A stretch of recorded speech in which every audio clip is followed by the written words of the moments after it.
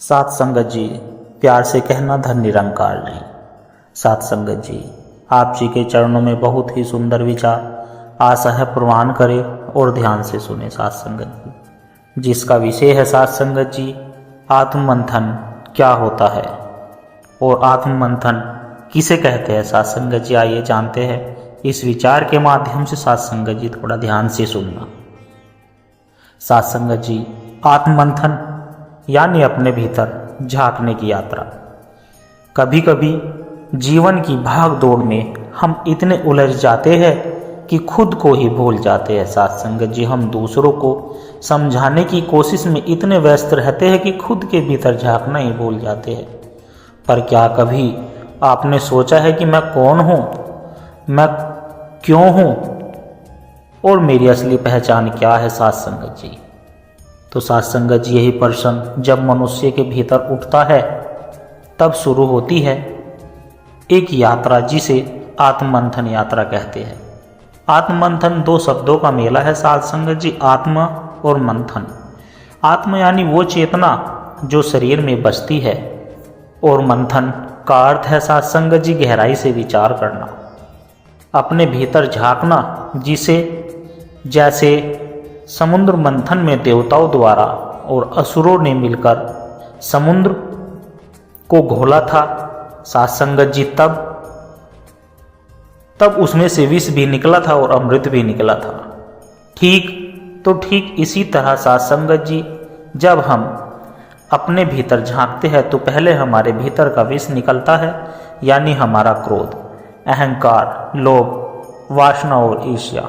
और जब वह सब बाहर निकल जाता है सात संगत जी, तब भीतर का अमृत प्रकट होता है, जिसे शांति, प्रेम, करुणा और सत्य कहते हैं। अब सवाल सात संगत जी है उठता है कि आत्ममंथन क्यों जरूरी होता है। हम हर दिन दुनिया को बदलने की कोशिश करते हैं, पर क्या कभी हमने खुद को बदलने की कोशिश की है। हम अपने बच्चों, समाज और देश से उम्मीद करते हैं कि वह सुधरे, लेकिन सात संगत जी, हम खुद के अंदर झांकने से डरते हैं। आत्ममंथन का रास्ता बड़ा कठिन होता है, क्योंकि सात संगत जी, वह हमें आईने में हमारा असली चेहरा दिखा देता है, पर जैसे किसी गंदे शीशे में चेहरा साफ नहीं दिखता, वैसे ही जब तक मन के पर्दे साफ नहीं होंगे तब तक हम अपनी आत्मा का प्रतिबिंब नहीं देख पाएंगे। आत्ममंथन का पहला कदम होता है सात संगत जी, स्वयं को स्वीकार करना। हम अक्सर खुद से झूठ बोलते हैं कि मैं सही हूँ, मुझ में कोई कमी नहीं है, दूसरे ही गलत होते हैं। सात संगत जी, लेकिन आत्ममंथन सिखाता है कि सच्ची ताकत अपनी गलतियों को स्वीकार करने में होती है। सात संगत जी, जैसे बहुत पहले की बात है कि एक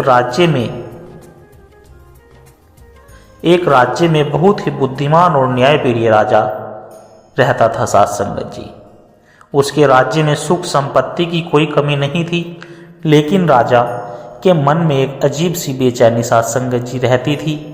वह अक्सर सोचता था कि मेरे पास सब कुछ है, फिर भी मैं शांति से क्यों नहीं सो पाता। तो एक दिन सात संगत जी, एक सन्यासी उसके दरबार में आए और राजा ने उनसे बड़े ही विनम्र भाव से पूछा, गुरुदेव, मुझे बताइए कि मेरे पास इतना कुछ होते हुए भी मैं संतुष्ट क्यों नहीं हूँ। तो सात संगत जी, वो सन्यासी मुस्कुराए और बोले कि राजन, इसका उत्तर मैं तुम्हें कल दूंगा।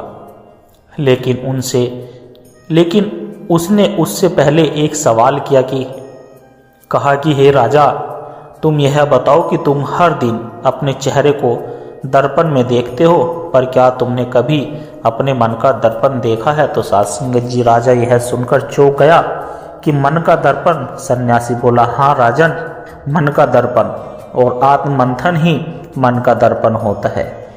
हर व्यक्ति अपनी छवि बाहर ढूंढता है सात संगत जी, पर जो अपने भीतर झांक लेता है वही असली राजा हुआ करता है। सात संगत जी, उस रात वह राजा पूरी रात सो नहीं सका सात संगत जी, क्योंकि उस रात उसने पहली बार खुद से प्रश्न किया कि क्या मैं सही में न्यायप्रिय हूँ, क्या मैं अपनी प्रजा के दुख समझता हूँ, और क्या मैं शासन वास्तव में धर्म पर आधारित है सासंग जी, सिर्फ नाम मात्र का है।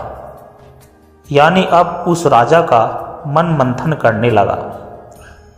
उसे अपने कई छोटे बड़े अहंकार याद आने लगे, लेकिन किसी गरीब को अनदेखा किया और कभी किसी सत्य को झूठ से ढक दिया। तो धीरे धीरे राजा की आंखों से आंसू बहने लगे। फिर सुबह जब सन्यासी आए तो राजा के चेहरे पर अब शांति थी। सासंगत जी, सन्यासी ने पूछा कि राजन, रात कैसी बीती? राजा बोले कि गुरुदेव, मैं पहली बार सोया नहीं, पर पहली बार जाग गया हूँ। सन्यासी मुस्कुराए और कहा कि राजन, यही है आत्ममंथन का अमृत। जब तक मनुष्य अपने भीतर के विष को नहीं देखता, जब तक कोई भी मनुष्य अपने ही भीतर के अमृत को नहीं पी सकता सत्संगत जी। तो उस दिन के बाद वो राजा और भी विनम्र बन गया। वह हर निर्णय से पहले कुछ क्षण मौन बैठता और अपने अंदर की आवाज सुनता। अब राजा उस शासनगत जब उस राजा के शासन में पूरा राज्य शांति और समृद्धि से भर गया। महापुरुषों, आत्ममंथन का पहला कदम ही स्वयं को स्वीकार करना होता है। जैसे राजा ने अपने दोषों को देखा, तो वैसे ही मनुष्य को अपनी कमजोरियों से भागना नहीं चाहिए, बल्कि उन्हें स्वीकार करना ही आत्ममंथन का पहला कदम होता है। क्योंकि जो खुद से भागता है सत्संगत जी, वह कभी सत्य तक पहुंच ही नहीं सकता। मन का मंथन यानी अपने विचारों का शुद्धिकरण करना। ऐसे ही एक बार भगवान बुद्ध के पास एक व्यक्ति सत्संगत जी आया और बोला कि गुरु जी, मैं बहुत दुखी हूँ, मुझे शांति नहीं मिलती। तो सत्संगत जी बुद्ध मुस्कुराए और बोले कि पहले खुद को जानो कि तुम कौन हो। तुम शरीर नहीं हो, मन नहीं हो, तुम चेतना हो। तो उस दिन से उस व्यक्ति ने भी अपने भीतर झांकना शुरू कर दिया सत्संगत जी, और धीरे धीरे उसे भी समझ में आ गया कि दुख बाहर नहीं भीतर है। मन एक झील की तरह होता है, और जब उसमें लहरें उठती है, क्रोध, चिंता, भय की, तो हमें साफ साफ नजर नहीं आता कि तली में क्या है। लेकिन जब हमारा मन शांत होता है सत्संगत जी, तब आत्मा का प्रकाश झलकता है। फिर हमें सत्य नजर आ जाता है, हमें सब कुछ साफ साफ दिखाई देने लगता है। इसलिए हमें आत्ममंथन का अभ्यास रोज करते रहना चाहिए। हर रात सोने से पहले खुद से पूछना चाहिए सत्संगत जी कि आज मैंने क्या अच्छा किया, आज मुझसे कहाँ पर गलती हुई, क्या मैंने किसी का दिल तो दुखाया नहीं। तो ये छोटी छोटी बातें ही हमारे भीतर सुधार की चिंगारी जलाती है सत्संगत जी। ध्यान का मतलब सिर्फ आंखें बंद करना नहीं है, बल्कि मन की अशांति को पहचानना है। जब हम ध्यान में बैठते हैं तो हमारे भीतर के विचार ऊपर आने लगते हैं। कभी पुरानी बातें, कभी दुख, कभी ईर्ष्या, यह सब वही विष है जो आत्ममंथन के ऊपर आते हैं। इन्हें दबाने के बजाय इन्हें देखिए, इन्हें स्वीकार कीजिए और जाने दीजिए। सत्संगत यही सच्चा मंथन है। श्री कृष्ण ने गीता में कहा है कि आत्मान न आत्मानम वाशत, अर्थात मनुष्य को स्वयं अपनी आत्मा के द्वारा ऊपर उठना चाहिए, ना कि स्वयं को नीचे गिराना चाहिए। क्योंकि आत्मा ही इंसान के मित्र भी है और शत्रु भी है। और जब व्यक्ति आत्ममंथन करता है तो धीरे धीरे उसका दृष्टिकोण बदल जाता है। अब वह दूसरों को दोष नहीं देता, दूसरों के दोष नहीं देखता, बल्कि खुद से सुधार करने की कोशिश करता है। वह प्रतिक्रिया देना छोड़ देता है सत्संग जो उत्तर देना सीख जाता है। वह भारी सुख की जगह भीतर की शांति ढूंढने लगता है। जिससे पहले गुस्सा आ जाता था, वह व्यक्ति धैर्यवान बन जाता है। तो पहले दूसरों से नफरत करता था, अब वही प्रेम से भर जाता है। तो सत्संग यही आत्ममंथन का चमत्कार होता है। आज के समय में जब हर चीज मशीन से चल रही है, लोगों के पास सब कुछ है पर शांति नहीं, क्योंकि उनका आत्ममंथन रुक गया है। लोगों के पास मोबाइल है लेकिन मौन नहीं, समय है पर समर्पण नहीं। हम दूसरों की लाइफ सत्संगत जी देखने में लगे हुए हैं, पर अपनी जिंदगी को समझने का समय नहीं निकाल पा रहे हैं।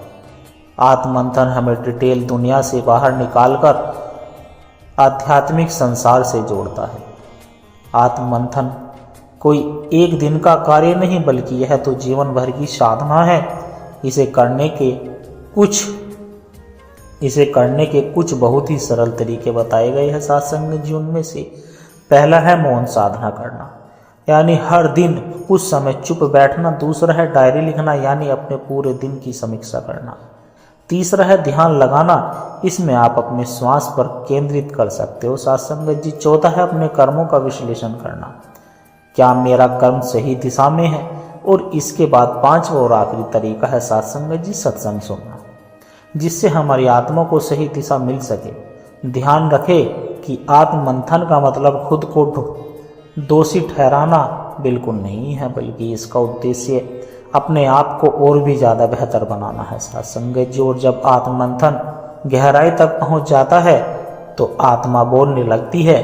अब आवाज़ भीतर से आती है, यही सही है, यह गलत है, यह मार्ग धर्म का है, और यही वह अवस्था है जब व्यक्ति बाहरी गुरु की जगह भीतर के गुरु को पहचानता है। इसी को सच्चा आत्मबोध कहते हैं। आत्ममंथन को सिद्धांत नहीं, बल्कि यह तो जीवन जीने की एक कला है। जब मनुष्य खुद को जान लेता है तो उसे किसी और से डर नहीं लगता सत्संग जी। वह जान जाता है कि सुख दुख, जीत हार, लाभ हानि, यह सब अस्थायी है। सत्य तो सिर्फ एक है कि मैं आत्मा हूँ, शुद्ध बुद्ध और मुक्त, अर्थात जो अपने भीतर झांक लेता है वही सच्चा ज्ञानी होता है सत्संग जी। और जो दूसरों को बदलना चाहता है वह भी अंधकार में है, क्योंकि संसार को बदलने का एकमात्र सही तरीका खुद को बदलना है। तो दास अंत में सत्संग जी बस इतना ही कहना चाहता है कि आज से एक निर्णय लीजिए कि हर दिन कुछ क्षण अपने लिए निकालिए और अपने भीतर झांके खुद से बातें कीजिए, क्योंकि बाहर की दुनिया को जीतने से पहले भीतर की दुनिया को जीतना जरूरी है। यही आत्ममंथन है। तो सत्संग जी दास अपने इन्हीं शब्दों से आपसे इजाजत चाहता है। बड़े प्यार से कहिए धन निरंकार जी सत्संग जी। आशा करता हूँ दास के द्वारा कहे विचार आप सभी संतों को अच्छे जरूर लगे होंगे। अगर अच्छे लगे हो तो वीडियो को लाइक करें, शेयर करें, कमेंट बॉक्स में धन निरंकार जी लिखकर अपने विचार साझा जरूर करें और दास के चैनल को भी सब्सक्राइब जरूर कर दें। और सत्संग जी दास को आशीर्वाद दे हर रोज आप जी के चरणों में ऐसे ही सुंदर सुंदर प्रेरणादायक कहानी विचार लेकर आता रहूं। सत्संग जी प्यार से कहना धन निरंकार जी।